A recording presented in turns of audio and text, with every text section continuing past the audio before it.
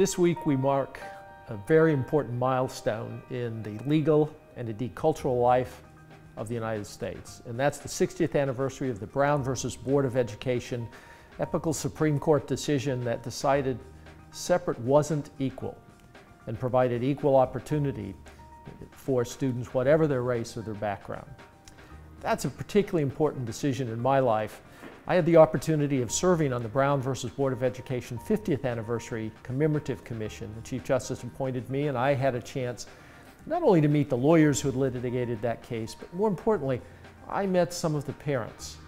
I met some of the children who had been the plaintiffs in those cases. And it was, to me, a story of incredible courage, a story of the importance of education, and a story of accessibility, a story of opportunity.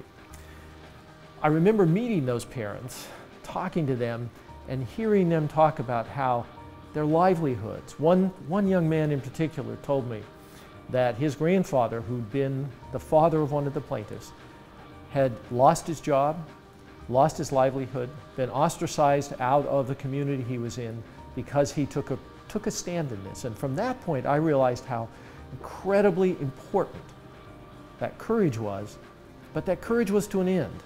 That courage was to provide educational opportunity for his son and his daughter, for his grandchildren. And at that moment, I realized for me, the importance of public education was paramount.